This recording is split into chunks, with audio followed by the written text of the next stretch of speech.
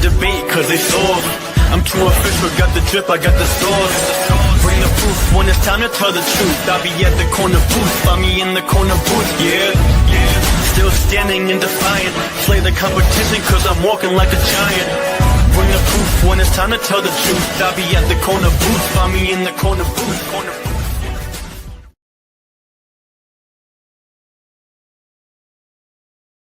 Welcome in, Corner Booth Podcast. It is officially week 2 of our second season. 16th season. And our NFC and AFC West divisional preview, as well as our Big 12 passing league preview. So it's going to be a good show. I'm excited for it. Joining me now is my co-host, Mr. Matt Mendoza. Matty, how we feeling, brother? I'm feeling good. I don't really care about preseason and if a team, because it doesn't matter. I remember one year the Commanders went 4-0. That was right after it was like 2013 or so when they actually won the division, and they went 4-0, and then they were horrendous. So I don't really care about preseason. I care that Kate Klubnik actually looked good. Surprisingly, I know he only threw 7 passes, but he went 5 for 7 for 50-something yards. I'm a little surprised that they didn't play him longer because Geno Smith was out for that game. But Bailey Zappi still horrendous. Absolute dog, you know what? The man who literally is still handling. The man who's still handling. You know what? Maury Bamba looked pretty good in the secondary for us. Young guy. Fortunately, he's in a knee boot. Breece Hall, fortunately, has a strained groin, and Geno Smith has limped off with some sort of ankle thing. So it might be Kate Klubnik, Braylon Allen, and whoever else is in the secondary. I was going to say Bailey Zappi is single-handedly responsible for ruining Mac Jones' career, so there's that. Yeah, he's. I think he's on fast track to getting cut because at this point, I'd rather just have Brady Cook over him. Yeah, I mean, listen, my Birds laid a big old goose egg in all but one miracle pass from their 4th-string quarterback. So I'm not really putting much stock in it. I just wanted to see certain players play well. Initial run with Sean Mannion's new offense with second, third, and 4th stringers was definitely going to be an entertaining show. But like we said, preseason's fun. You get to see some new players. You kind of find some fantasy sleepers if you're paying attention. But that's basically it. Like week 1 of the preseason is always kind of a crapshoot. You kind of always get a weird aspect of what's going on. Like I saw your boy Nussmeier playing quarterback for the freaking Chiefs. That was entertaining. Carson Wentz is apparently did I see he's on the Giants now? Is that a thing? He's still with the Vikings. He's still the Vikings. I think. The Vikings. Okay, I got the wrong intel then. Whoever number 12 is for the freaking Giants looked abysmal. I was scrolling through channels and I thought I saw Wentz. I'm like, he's on the Giants now. Okay, he's trying to play NFC East bingo, but his name is Brandon Allen. And trust me, I don't blame you if you don't know his name. I know who he is. I just completely I was quick flicking through the highlights. I just wish I didn't because he's complete doggy do. Good to see you both, by the way. Happy Monday to you both. Yeah, never want to see him take a snap ever again. He actually may not. The Giants signed Jake Hayner. I'm not sure if you guys remember him. Yep. He's the guy that kind of looks like more of a fashion model than a quarterback. But that guy. Yeah, I remember him from the Saints. Yeah, like he tried to like pose like I don't know. He has like different. No. Yeah, he poses weird, but H&M model. Yeah. I also saw the Giants are bringing in Najee Harris for a visit. Yeah, we had a running back go down. Dante Miller went down. We waived him. Tracy didn't look too great. Or he looked okay on Saturday, but as you guys seen, the big hit on Jackson Dart was due to Tracy missing that pass protection assignment. So it's good. Osby Scadaboo's slowly trying to look like himself again. Tracy is to the RB2, and And I'm sure with Harris, it'll give some competition to those two guys and Singletary as well. So it's cool. I like it. If any guys that Harbaugh wants to bring in that will help, we'll take it. And Neighbors looks good too. He's officially participating in team drills. So at this rate, all eyes are pointing toward, or all signs point to him playing in week 1. So I'm super excited, and hopefully this keeps up and he stays healthy, man, because we need him, especially against Dallas. They just signed Von Miller too, so it's gonna be fun. Von Miller still somehow years ago. If that was 5 years ago, that would have scared me. Yeah, now I'm just like, yeah, okay. He's gonna get tossed around by like whatever second string tackles playing for the Giants at that point. Like the whole Von Miller, it's like his game isn't aging well. Yeah. He's still gonna be a Hall of Famer. Let's not overthink it, but it's still like he's aging. It's like saying, "Oh, the Eagles re-signed Brandon Graham." I love BG, but yeah, it's not BG from 5-6 years ago, but it's still like a productive veteran guy, just not as what he was, before. Yeah, true. Also, it is officially Lane Johnson's last season, which is just sad. We're witnessing the end of the greatest right tackle of all time's career, and I will say that with a stone cold face. I mean, you're also looking at the end of like what was just a long, solid, like Marcus Peters, Jason Kelsey, and Lane Johnson. Jason Peters. There we go. Yeah. Almost. There were so many good Eagles had like this run of offensive linemen from like 2010 through 2026. Even though apparently his understudy out of the U, Markel Bell, dude, looking pretty freaking good in practice, man. I was very blown away what I've seen so far. Markel Bell playing right tackle to replace Lane Johnson. Replacing the greatest of all time at that position is going to be rough, but I think the dude is phenomenal. It's the same way I felt about Cam Jurgens replacing Jason Kelsey. So what are your same area of football, different league? What are our thoughts on this Jaden Daniels LSU thing? Oh my God. I was waiting to talk about this. Dude, this is the worst PR move I've seen a player make in a decade. Like, we're going back to the Johnny Manziel era for a PR move this bad. Dude, I don't understand who in his ear told him this was a good idea. Yeah, you had similar or even a little better numbers to Burrow, but Burrow won a national title and then go 10-3. Burrow didn't miss a start. I believe he sat out the bowl game. I don't remember. Matt, do you remember if he sat out the bowl game? I don't remember. I don't remember, but I mean, I don't know. Jaden Daniels had a very solid, season or two with us. He wasn't even he was there for 1 year, man. Yeah, he was there for 1 year. We didn't go to playoffs. We didn't win a championship. Yeah, Joe Burrow was here from what I remember, I believe he was here for 2 years, and he won the Heisman and the national championship with us. So more was done with him, even though he was only here for 1 extra year. The fact that he won a national championship for LSU trumps just anything. I mean, it's to me, it's hilarious, and the clown showing. People are even the New York Mets are clowning Jaden Daniels. I saw this TikTok, and guy was like everybody on Twitter and Instagram who was just clowning Jaden Daniels. I'm like, bro, Tucker just maybe just go, and he needs to have an MVP level season because he's going to get clowned the entire season about this. Yeah, it's just this is just what are the top 5 dumbest things you can do for a PR standpoint? His publicist should be fired. And his mother, whoever, I think his mother's his agent still, right? Or his manager. She needs to get a head check because she's lost it if she approved this. And Jaden Daniels looks like an idiot now. You rooted for Jaden Daniels. You felt bad for him. You're like, okay, he's playing for a bad franchise, trying to resurrect it. Rookie of the year, injury concerns, fighting through it. Now you're like, dude, you're a moron.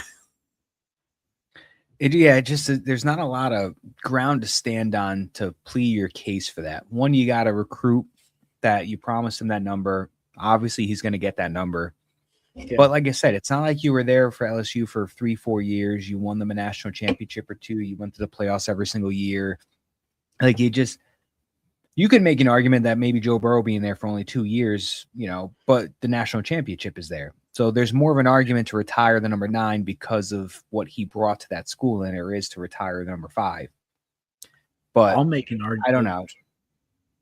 No, it's just interesting to me that it just doesn't make a lot of sense. Like you said, 1 year, no playoffs, and just no championship. I'll make an argument that Cam Ward has just as much to say about his number getting retired in Miami as Jaden Daniels was at LSU. Yeah, Jaden Daniels won the Heisman, but Cam Ward basically resurrected Miami football. It was a floundering mess. And then 2024 rolls around and everyone's like, oh, the U's ranked, the U's back, this is real. And then, it led into this season with, Miami going to a national title. So I argue he has more of a chance of Cam Ward getting it. He's more in the class of Cam Ward or some of these quarterbacks who, change the program's trajectory more than he does about a program which 3 years or 4 years earlier had Joe Burrow. So to me, it's tone deaf. It's ill advised, and he looks like a clown. But watch one of his main arguments is going to be, oh well, Shedeur got his number retired at Colorado, and look what he did in those 2 years there. I talked about this last year, and I said this is that could unfortunately be something that everybody uses going forward as to how come my number's not retired? Shedeur did this, and it was is your daddy the head coach? Yeah, that's the immediate response. It's weird. It's a very weird story to me, dude. The whole Shedeur Sanders, can we? I'm excited for Colorado to be average again this year. Yeah, they're not going to be good. They're not going to be good. Speaking of which, we are talking Big 12 today. We are, and I did not do anything for Colorado because what am I going to write down? Average. Literally, I think I wrote in my notes average. Well, actually, we'll do college ball first. But dude, what is this? So bear in mind I worked a lot today. What is going on? I saw that the NBA doesn't have enough evidence to suspend Kawhi Leonard or Steve Ballmer. Is that what I read today? Is that what's happening with this whole thing? Nate, I feel like you can clarify the Steve Ballmer Kawhi Leonard for us. He's popping up now.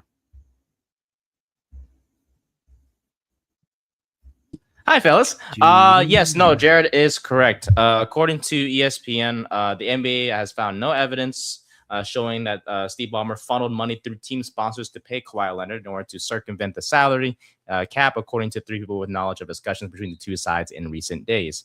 At this point in time, the NBA is focused on whether the team's introduction of Leonard to team sponsors constitutes a violation of the league's rules prohibiting salary cap circumvention. And they're also examining whether they're guilty of failure to supervise employees, etc. And this has been going on for 11 months now. And this is between Leonard. This is in regards to also Leonard's deal with Aspiration, which was a green banking company at the center of the allegations, along with 3 other companies. It's definitely a mess for sure, but that's what we know so far. All right, let me ask you two this before Nate, you go back behind the booth. Do you buy any of this? Do you buy that there's no evidence? No, absolutely not. Absolutely not. They definitely caught him. Yeah. Adam Silver runs the most corrupt league in professional sports. Something was worked out behind doors that nobody's going to know about. Yeah, Ballmer is going to have to pay the NBA X amount for charity, and Kawhi is going to have to serve some kind of double secret probation or whatever. It's all a bunch of. They know how to shoot. They're gonna shoot it under the rug, and no one's gonna talk about it once the NBA season begins.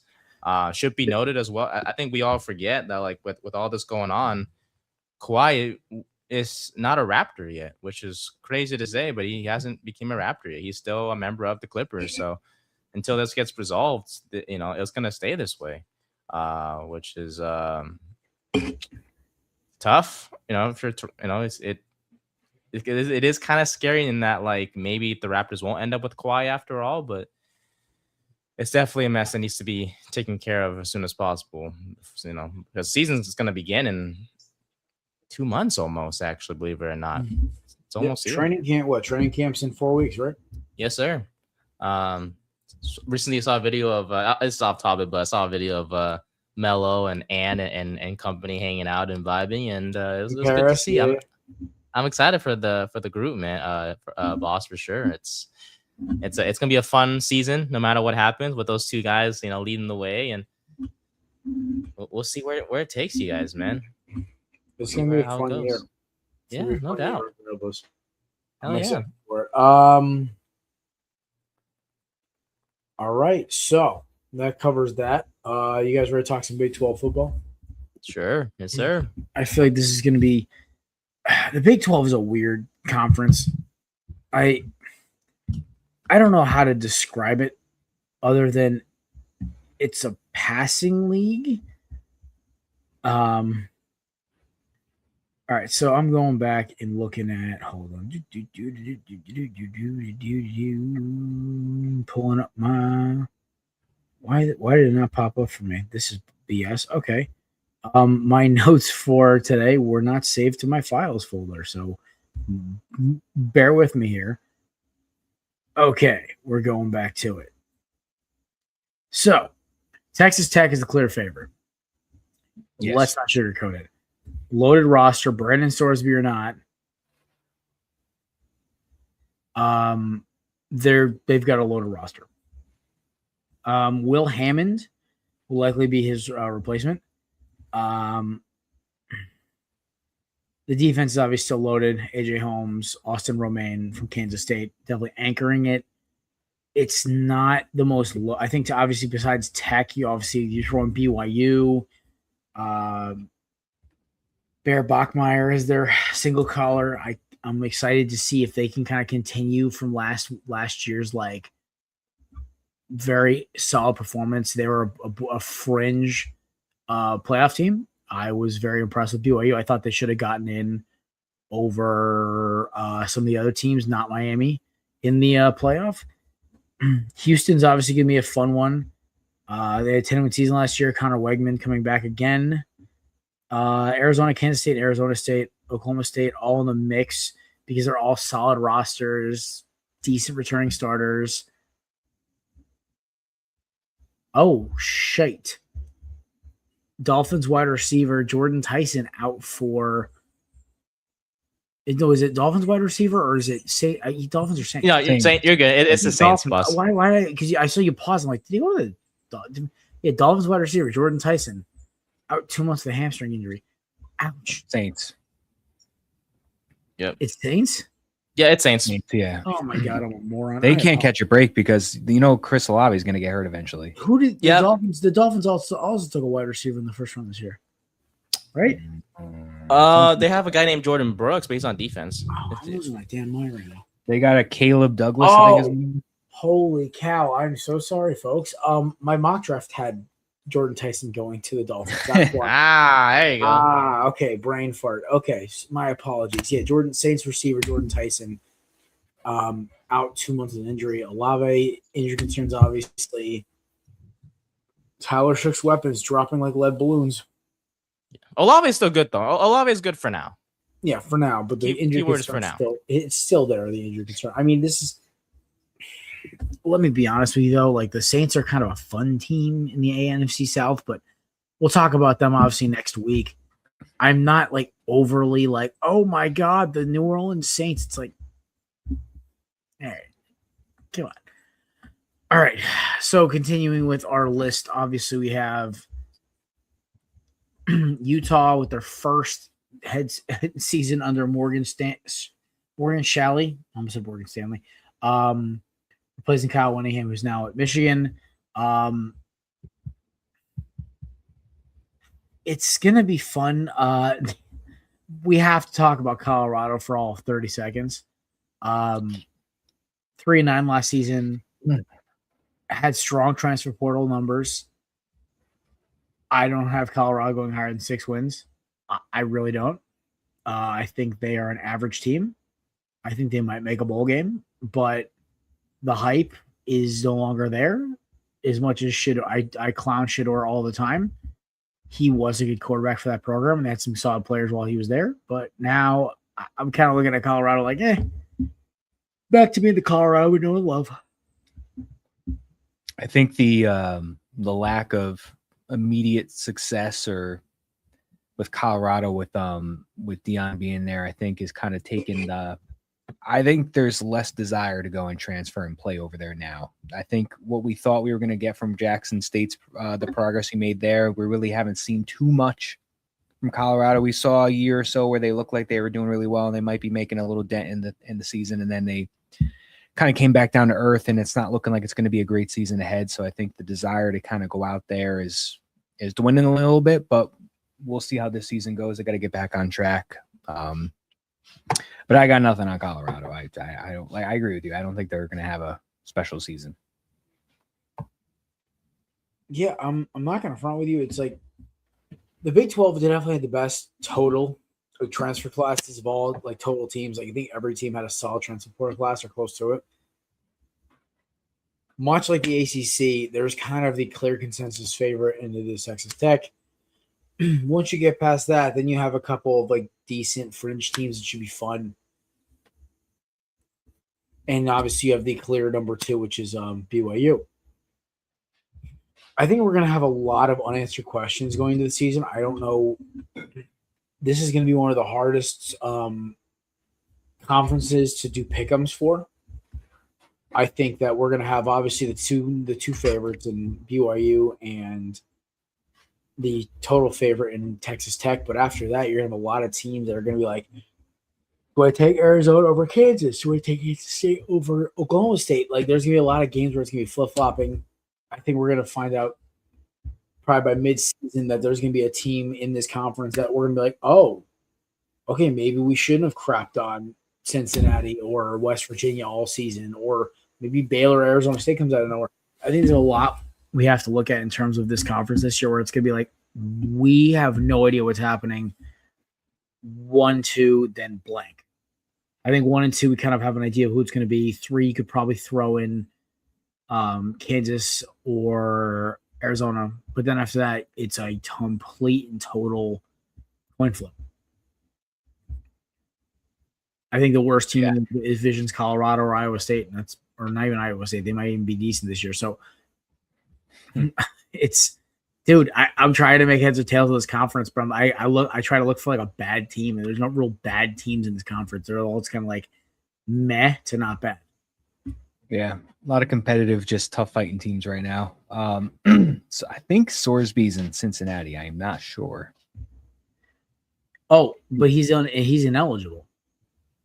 Oh, so it doesn't matter.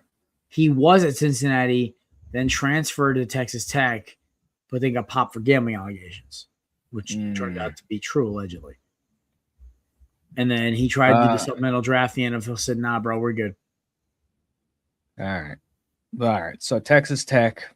So they got some young transfers. You got Kirk Francis from Tulsa, started 12 games, 18 touchdowns, 3,000 passing yards. He's going to be competing with Hammond for the job. Quarterback play doesn't show that much promise, but the team maintains their running backs who combined for almost 2,000 yards and 20 touchdowns last year. They did lose Jacob Rodriguez and David Bailey, but they got some transfer replacements, hopefully to maintain a solid defense. I think Texas Tech's going to be the favorite again in this division. BYU, over the past few seasons, they've been building up a stronger program. They've been getting tougher by the year. They retained their quarterback, Bear Backmeyer, along with some other quarterbacks, and they should continue to knock opponents on their butts in 2026. That's one thing I'll give BYU credit for. Besides Zach Wilson, I can't stand that guy still, but they do continuously kind of strengthen that program over the last handful of years, and they have been getting better and better. Utah, you got a new coach, Morgan Scaley, I believe, from 2026, projected to be a top 25 team. They did have some turnover on offense and defense, or they had some turnovers on offense and especially on both lines. I think the Achilles heel could be the fact that they had the turnover on both lines. I think they'll still be in the mix for a playoff hunt. They're going to still be a tight, a tough fighting team and everything, but weaker lines on both sides. I think if they do miss out on anything, I think it could be stemming from that area. Kansas State hired Colin Klein as head coach, returned quarterback Avery Johnson. He's got athleticism, wasn't the greatest pocket passer. We waited for him to pop for years, and it just hasn't happened. Yeah, and they only got one offensive line from last year that's returning, but they did beef up the run game with some transfers along Joe Jackson. Not a very good defense last year, but they got some key transfers from Louisiana Tech, Miami, Ohio, and Virginia that can hopefully kind of change that up for them. So looking forward to seeing what Kansas State's going to do on defense and to see if Avery Johnson can kind of get some things back rolling. Arizona, I like Arizona. They're always just fun to watch. They're always competitive. They're just a fun team. They're just a fun, scrappy team. They have been on a nice competitive stretch these last handful of seasons. They're getting 11 guys on defense returning for this year, and they're also getting 11 defensive transfers. That defense consistently keeps the offense in games. Their quarterback, I believe, is Noah Fifita. He's got a career resume of 9,100 yards and 73 touchdowns. They're going to need some more offensive playmakers to help him out, but I think there's going to be another competitive season for 2026 on Arizona's horizon. And then my last one I got highlighted right here, TCU. Sonny Dykes has won 36 games in the last 4 seasons with them. I think they got a big season ahead They're playing the top 5 in the conference, including 4 straight in November. Oh, so that's new why offensive coordinator. My contenders, because like you look at the back end of their schedule, it's Arizona, it's Utah. I know it's Arizona, it's Texas Tech. You're just like, yeah, it's like, ooh, you're gonna have to win 3 of those 4. But that's got their work cut out for them with new offensive coordinator Gordon Sammies and quarterback Jaden Craig from Harvard. So Craig in 21 games in Harvard from 2024 to 2025, he had almost 5,300 passing yards, 48 touchdowns, and 10 picks. Their leading rusher, Jeremy Payne, returns, and some receiver transfer to help out the offense as well. A little bit of defensive weakness was the secondary last year, but they got 3 transfers from Central Michigan, Colorado, and Louisiana Tech that can hopefully fix that. But as maybe fun and spunky as TCU can be, that stretch in November could be a season killer. yeah. I think And then Colorado, I got nothing. Yeah, I mean, and we can talk about Kansas. They're going to be Kansas, dude. They have their football program has been resurrected over the last 5 years, and it's actually pretty admirable. UCF's going to be a bottom feeder. They just don't have the firepower right now. Yeah, that whole Blake Bortles era ending. That's really it for them.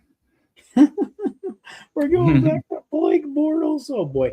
All right, Nate. Anything you want to contribute about the Big 12 before we move into our pro football preview for the day? He's shaking his head no. All right. Well, ladies and gents, it's time to talk some pro football. Let's start with the AFC West, home of the current aforementioned dynasty, the Kansas City Chiefs. Kansas City already has Patrick Mahomes back. He's not out of a walk. He's practicing, which I'm blown away. He's got a brace on. Eric Bieniemy's back, replacing Matt Nagy. Danny Shelton is back, as well as Chris Jones. L'Jarius Sneed has returned. They drafted Peter Woods first round, and then they went and coming off the first losing season, missing the playoffs since the Mahomes era. Travis Kelce, we're not sure if this is his last year or not. So all these in mind,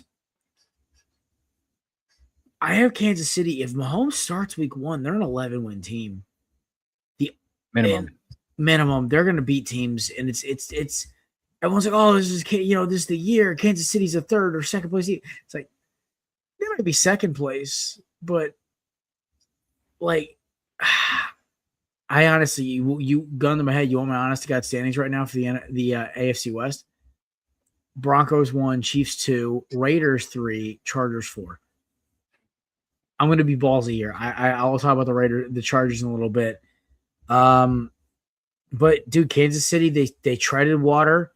Mahomes is back. I don't think they're going to win a Super Bowl this year, but I think they're going to be a pain in the butt to get out. I equate it more to the Brady years between 2008 and 2013, where like they were still a good team in the AFC, but they weren't like elite. I think this is where I put the Chiefs right now. I think Denver's still the class of this division. I think the addition of Jerry Jeudy when he's healthy is nightmarish for secondaries. I think Bo Nix as much. I think he's a check down merchant. He's a very good check down merchant. So, Matt, thoughts on the Chiefs? Yeah, I mean, you are getting us, your big playmakers on that team are starting to age. You got Chris Jones and Travis Kelce are kind of on their last legs. And Mahomes still has plenty of time left to play, but he is now in I think this is going to be his 10th season. So, and you're coming off that season-ending injury. So I agree with you. Mahomes starts week 1, you're going to get a minimum of 11 wins. I'm excited. Offensively, I'm excited to see how Kenneth Walker works into that. I think that's going to be a huge boost. I think you're going to see how Pacheco was his first couple of years and how the kind of like dominant that offense was. I think you're going to get a resurrection of that with Kenneth Walker, but I think Kenneth Walker is going to be, light years better than Pacheco was at his prime. Mm-hmm. It'll be curious to see how the receiver core goes. I know you got Rashee Rice and who else do they even have? Xavier Worthy. Xavier Worthy. Yeah, he's another guy where I think we're going to just kind of go all these years about waiting if Worthy's going to wind up popping off or when that breakout's going to come. They got fast guys on offense. That's what they like down there. They like speed, and that's what they have. And in Mahomes healthy week 1, I think they get 11 wins. What I'm curious to see is how that defense holds up when they traded their top corners to the Rams pretty much. So we'll see how that defense kind of shakes up. But they do have Mansour Delane. That's going to be huge. I think he's going to be a very successful corner in this league. So Mahomes starts week 1, minimum 11 wins, but I'll give him 11 to 13.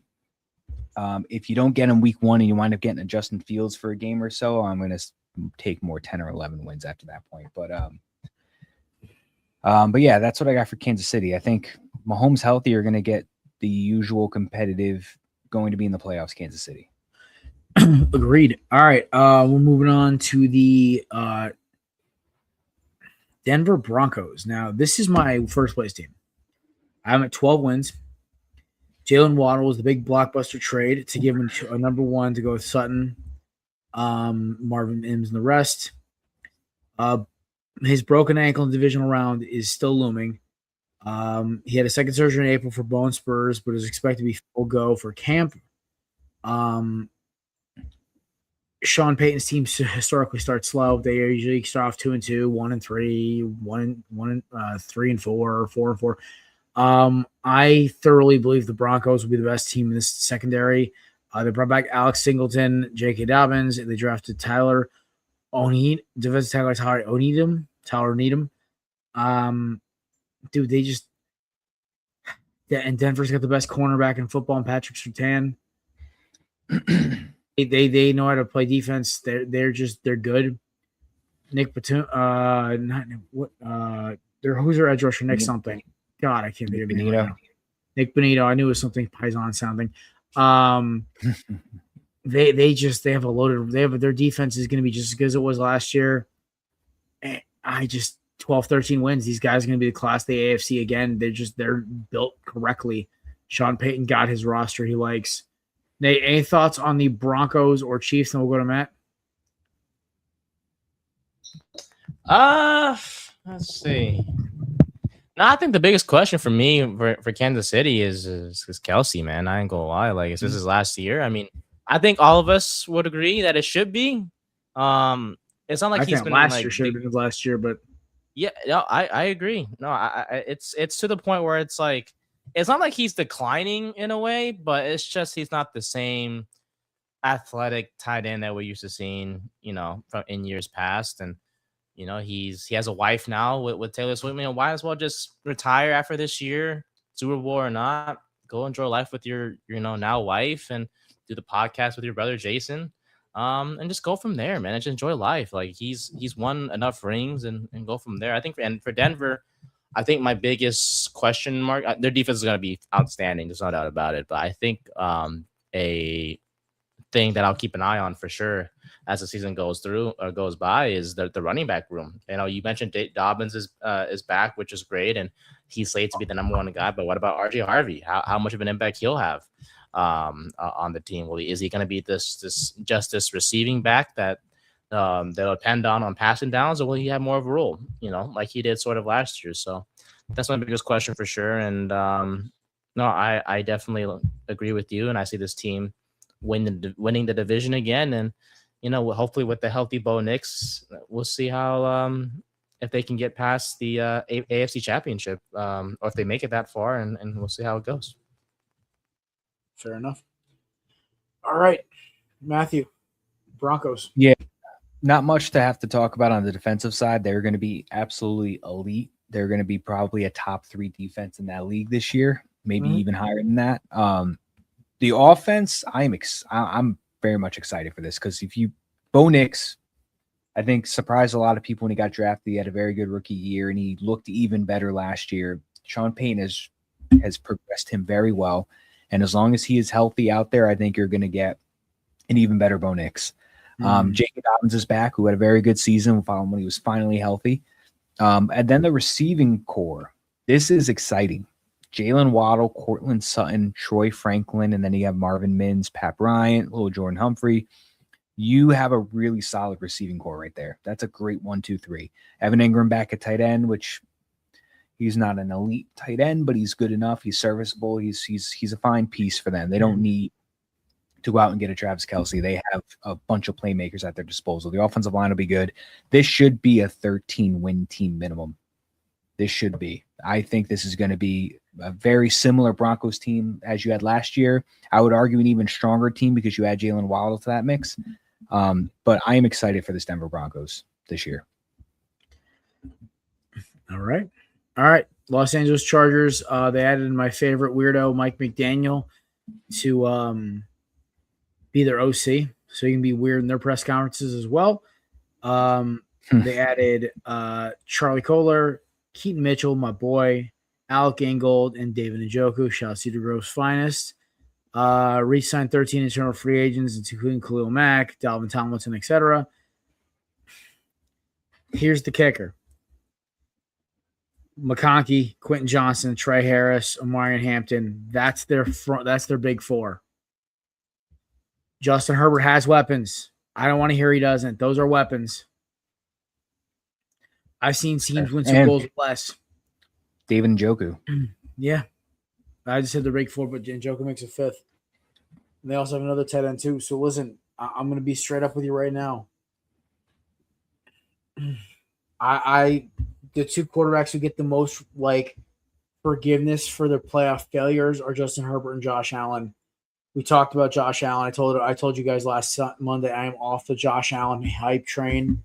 I've always been off the Justin Herbert hype train. I liked him when he's coming out of college. But then 2 years in, I see this guy can't perform in the playoffs. So, that being said, I'll be sure with y'all. I think the Chargers are going to finish 7-10 this year. I think it's going to be on their lack of off. I think it's going to be or they're 8-9, 9-8. It's just a hunch I have. They could honestly go win the Super Bowl for all I know, but it's something weird is going to happen. It's just, I feel like it's weird going to happen. They're going to finish either in 3rd or 4th place. I think the Raiders are going to be a little better than people think. So it might be the Raiders right on their tail going into the final week of the season. Every team in their division got better. The Chiefs got better. The Broncos got better. The Raiders got very much better. Kansas City kind of treaded water. So that's why Los Angeles kind of treaded water. So that's why I'm kind of just 9 wins, 8 wins. High end 10, low end 7. I think this is going to be a very competitive division in the sense of I think you're going to have the Broncos at the top. I think you're going to have the Chiefs not too far back. And then I think you could have kind of a staggering of the Chargers and the Raiders being good enough to be close to the other two, but have a above 500 division potentially. The Chargers, I mean, if you really look at it on paper, they pretty much had the same exact team offensively as last year, except you add David Njoku to that mix. Lad McConkey got to find his way into the end zone. Quentin Johnston is actually proven to be a pretty solid deep threat last year. I think he still needs to kind of work on his ball security. Trey Harris, you got a young receiver in him, and then Aronde Gadsden looked pretty good last year, and you add David Njoku to that, and you have Mike McDaniel at OC. There is no reason why this team offensively shouldn't take a step forward compared to last year.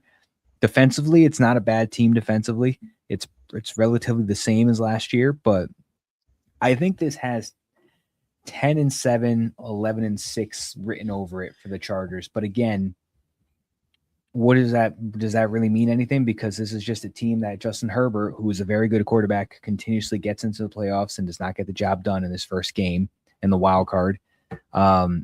So we'll see if Mike McDaniel changes that for them, but I will give the Chargers a 10-7 season. Probably a first round exit they get there, but maybe more. Maybe Mike McDaniel is what they need to kind of get forward with it. I'll even open to admit it. I could totally still see them going 11-6, 10-7. Just something in the back of my mind is like, okay, watch the Chargers to be that team that just kind of takes a step back. I usually hit 2 out of the 3 every year. This might be the 3rd I miss on. But something about the Chargers just feels off to me this year. I just feel like they just didn't improve enough, and they didn't improve on any of their weaknesses. I will give it. I think that's gonna be a fun one. I will give it to them. They are this. I mean, it actually ties into it because they're always first round exits, but they are a continuously consistent team that can continuously get you 10 wins minimum. They don't do anything with it in January, but they are a team that no matter what, they show you, hey, we can go 10-7 at minimum or 11-6. We're not gonna get you far in January.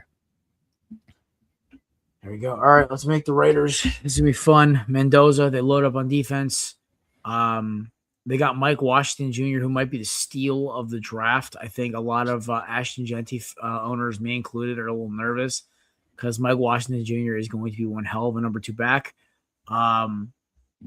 Mendoza looks good so far. Kirk Cousins looks okay. Their receiving core lacks a lot of firepower, but they have Brock Bowers. The defense looks solid. The Raiders aren't going to be bad. I think they're going to be a 7-8 win team. They're going to be fun. They're probably going to upset at least every team in this division at least once, or at least close to it. And they're going to be. I think Mendoza starts by week 7 or 8, and I think he's going to be entertaining. He's going to be a solid quarterback. Yeah. All right. So for me, the reason why I'm really not that high on the Raiders is offensively, just the receiver core is not good. Trey Tucker, Jalen Naylor, and Malik Benson. I like Jack Beck, or Jake Beck. Yeah, Jack Beck. But that receiver core is not going to be great. It's going to be Kirk Cousins, Ashton Genty, and Brock Bowers. And you're going to have their continuous, do I pick Trey Tucker off the waiver this week, or do I let him go? Because he's that guy that's going to do well for you 1 week in fantasy, and then he's going to have 3 down weeks, even though we're not worried about fantasy with this one. But the offensive line will be better. They added Tyler Linderbaum, who was the best offensive lineman available last year or this past season. Mendoza looked good in the preseason, so I think that's going to be a good future for them. So the strength, surprisingly, for the Raiders, which I think could get them into that 8-9 win category, is the defense. Surprisingly, the defense has been front 7. Yeah, that defense has been horrendous handful of years. But some key guys: Max Crosby, Nakobe Dean, Quay Walker, Kwity Paye, Eric Stokes, Jeremy Chin, Taron Johnson. That's a really good, defensive additions right there. And that's going to be a real strong. And the fact that you were able to keep Max Crosby, which is probably a blessing in disguise that trade didn't go through. That's going to be a really solid defense compared to what we've seen over these last handful of years. So that defense is what's giving me hope for the Raiders to go 8-9. I'm just not sold on the offense until I see it, even though Klint Kubiak, I think, is going to be really good. I need to see it in motion. Fair enough. All right. Nate, anything on the Chargers and Raiders before we move on to the NFC? Shaking his head. All right, moving on. NFC West, home of the Super Bowl favorite and the Super Bowl champion in the same division. So, Rock and NFL played each other last year.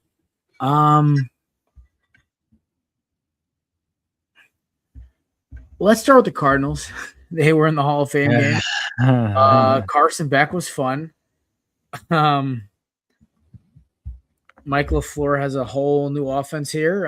Jacoby Brissett's the presumed starter. Jeremiah Love looks fun though. I'm not gonna lie. He looks like I'm gonna be wanting to watch him on Sundays if like it's a 4:00 window and it's the Cardinals versus the Browns. Like hurt. I know, but dude, even just the short stints, I'm just like, wow. Okay, I see it. I see the vision. That's all I can say about the Cardinals. They're going to be terrible. That was funny. Praise Jeremiah Love. That's really it. Carson Beck looked good. I'll give it to him. Yeah. I liked him. I wanted him instead of Cade Klubnik. I thought he looked pretty good for his. I saw some vintage Carson Beck Miami throws in that preseason game. He looked good. And I was like, oh man, this looks like who I was watching in December and January. Jeremiah Love, I think he'll be a good player. Just got to get back healthy. The receiving core is not. It's you could say it's better than the Raiders. Maserati, Marvin Harrison, Michael Wilson, not Michael Wilson. Kendrick Bourne. Yeah, Michael Wilson's there. Yeah, Michael Wilson. It was Greg Dortch who left, right? Yes. Okay.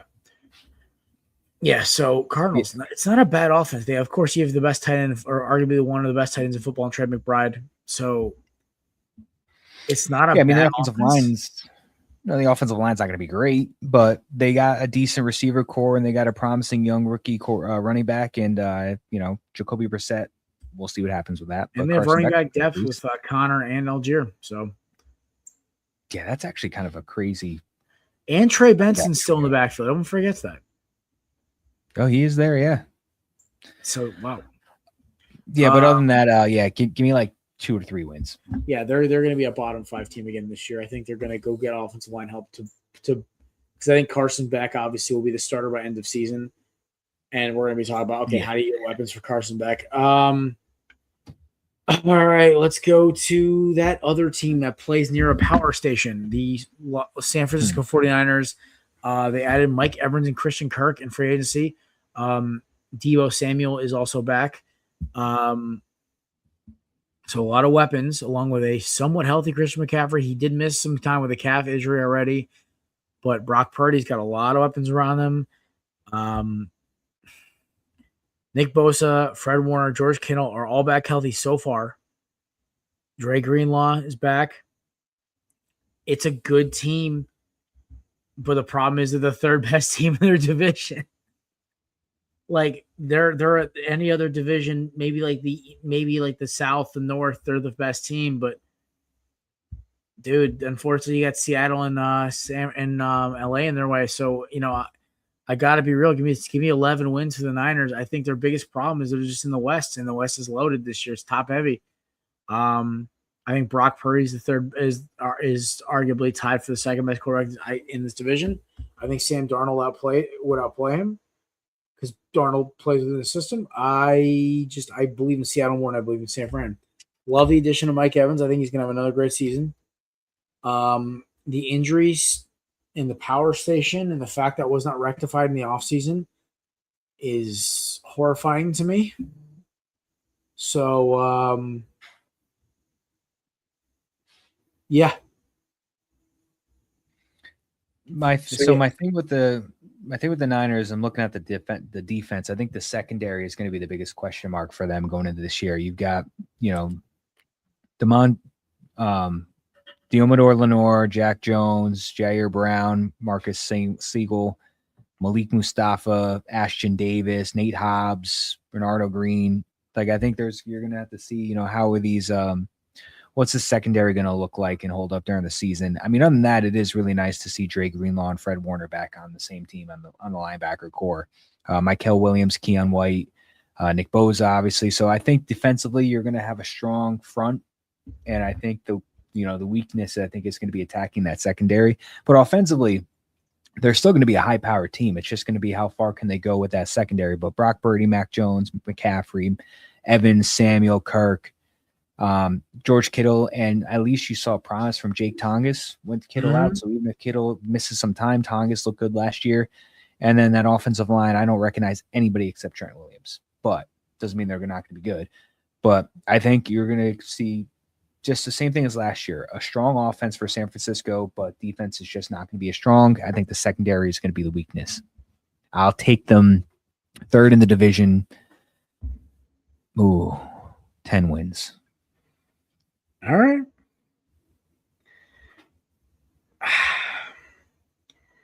I'm with it too. The biggest problem is to me, it's just like,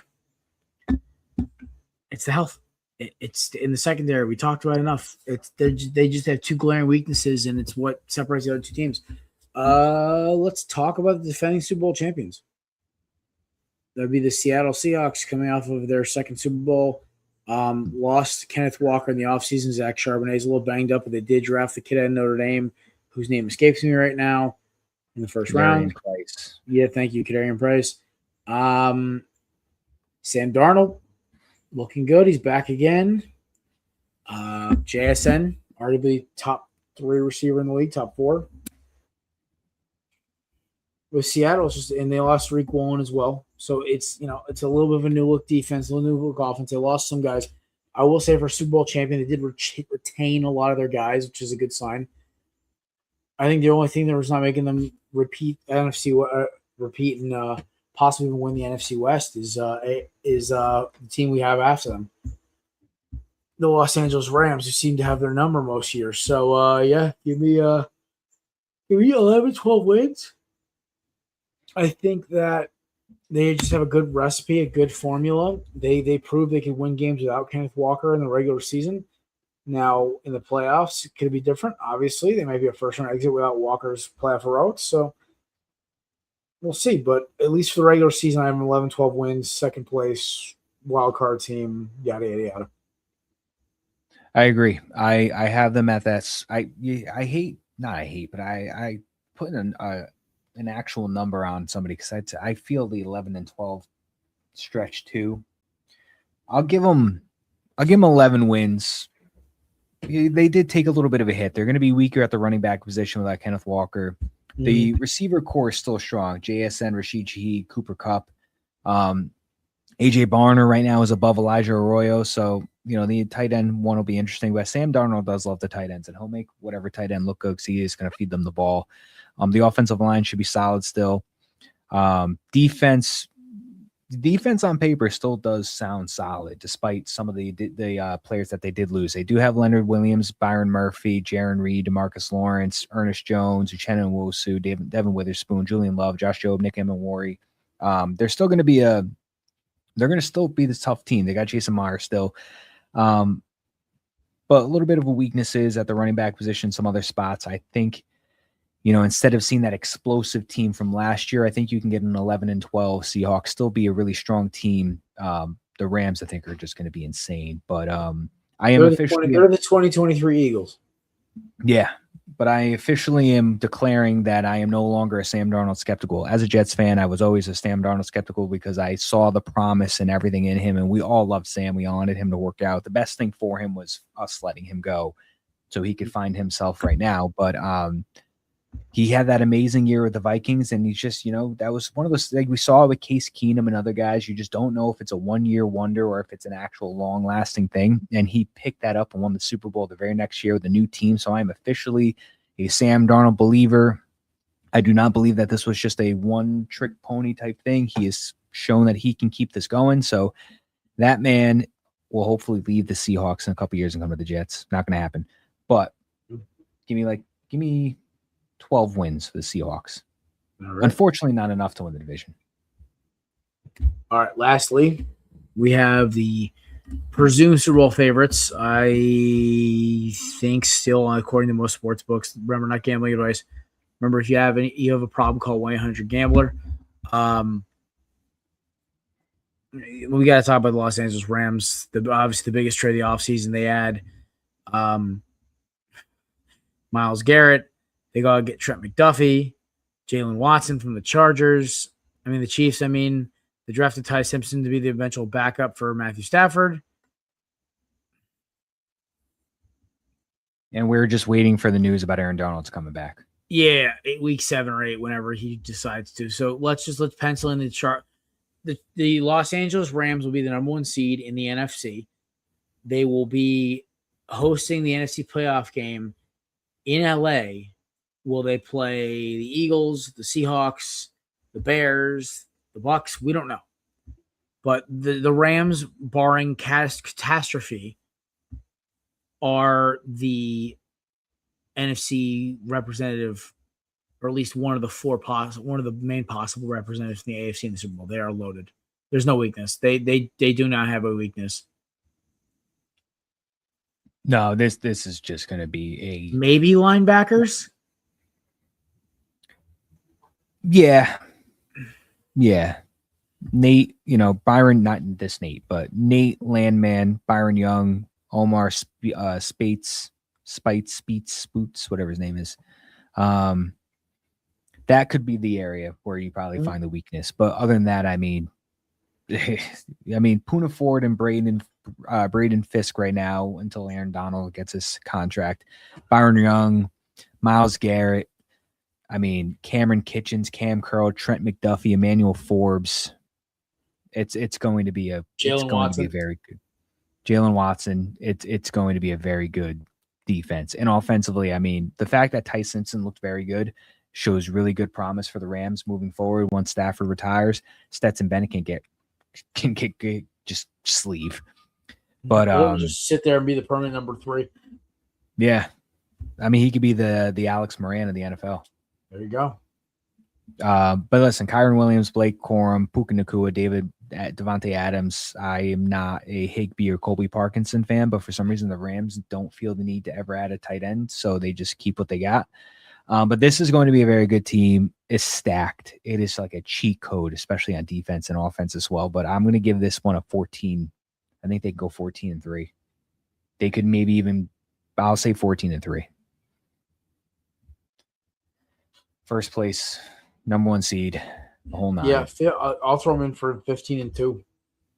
Yeah, I think they're going to lose. They're going to sit their starter, and I think their one loss did come against Philadelphia or San Fran. Or sorry, Seattle.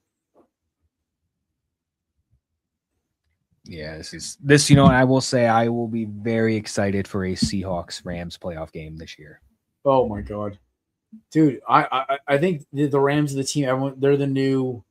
Everyone's going to root against team because it's like they're so loaded. It's like, oh, really? They went and got Myles Garrett. Like, Sean McVay was so tired of losing to Philadelphia every season or to Seattle. He said, no, we're going to go out and get the destroyer of worlds right now. We're going to go get Myles Garrett. It's only fitting because everybody can't stand the Los Angeles Dodgers. So why not stand the Los Angeles Rams? Most people can't stand the Los Angeles Lakers either. Exactly. Nate, cover your ears. Just this. Most people can't stand the city of Los Angeles. So there you go. I can't afford the city of Los Angeles. Personally, I love $2 LA. billion if we just kind of sold it off to another country. LA's fantastic, fellas. LA's gross. Yeah. I can't wait till we get to the point where it's like 34 degrees in Connecticut, but it's like 60 where Nate is, and he's gonna be like, I'm freezing. And me and Matt, we just shoveled 5 feet of snow off our ladies' cars. It's gonna be hoodie season in a couple of months, fellas. I'm excited. That's a couple of months. We have Parker weather.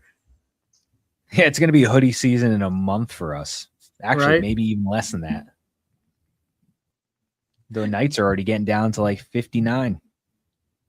Sheesh. Little breeze. That's a nice windows open night. Oh, hey, same over here. Window is out open and the breeze come through. Helps us sleep. Doesn't have the mosquitoes come by though here and there, like yesterday. Yeah. They got me a lot. We killed it though, but man, I got bitten by something nasty on my ankle. I went to go work out today. I went to put like socks on. I'm like, it hurt. I thought it was poison ivy for a second. It's like some kind of fly bit me in the ankle. A fly? Like horsefly or something like that. Or a spider. I don't know. But anything else on this division you guys want to talk about before we get out of here? Nah, man. Any updates on any thoughts about getting Madden 27 from the both of you guys, or nah? We saw- on the bit. Dude, I want to make That- rent. Ah, Yeah, I gotta smart. get a Like, new it's like system. to me, like in order of video games, I want to buy. You know where Madden sits right now? Near the bottom. Let's go down the list. So number 1 is Okay. Lord of the Rings: War in the North remastered. Tolkien nerd, gotta stay consistent. Assassin's Creed Black Flag Resynced. Then Crimson Desert because it looks so cool.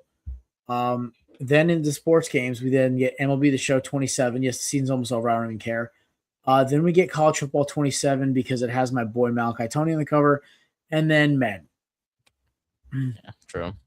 I still got the Xbox One, so I ain't buying anything. I have an Xbox One day, sitting Matt. in my One parents- day. It's sitting in my parents' house. Haven't touched it in 2 years. Would you consider the Series S though, Matt, instead of the X? Whatever is affordable. That would be the S. I feel like the S is You, because you the S. slap the S a is big like old hard $300 drive on that less. thing, it'll run just as well. You just don't have a disk drive, but honestly, Yeah, look, that's literally it. Everything's gonna be digital you- anyways.